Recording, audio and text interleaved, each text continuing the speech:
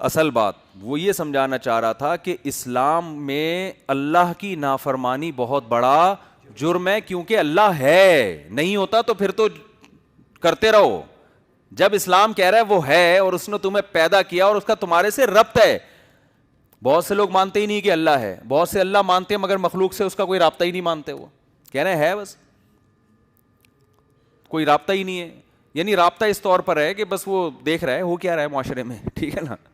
جتنا اسلام اللہ اور مخلوق کا ربط بیان کرتا ہے نا، اتنا کوئی مذہب بیان نہیں کرتا.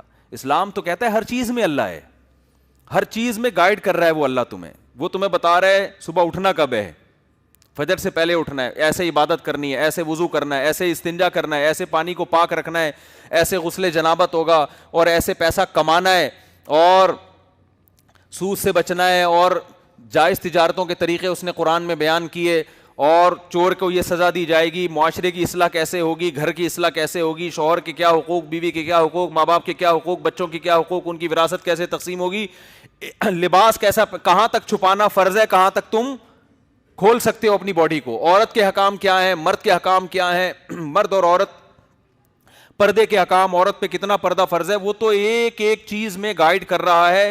اسلام یہ بتاتا ہے کہ جس رب نے، جس ذات نے اس کائنات کو بنایا وہ انسان سے محبت کرتا ہے، اور انسان سے اس کا اتنا گہرا ربط ہے، ایک ایک چیز میں اس نے لاکھوں پیغمبروں کو بھیج کر انسان کو گائیڈ کیا، اور دیکھ رہا ہے، نوٹ کر رہا ہے.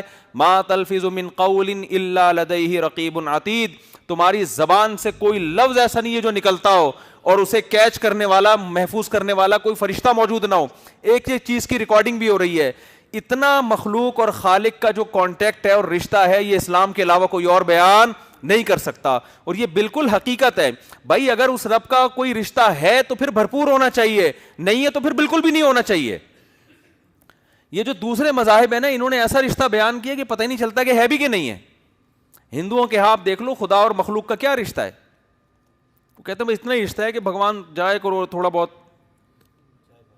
کچھ جا کے مندر میں جاؤ تھوڑا سا، وہ بھی وہ سچی مچی کا بھگوان نہیں، یہ والے بھگوانوں سے جا کے بس کچھ مانگ مونگ کے آ جائے کرو.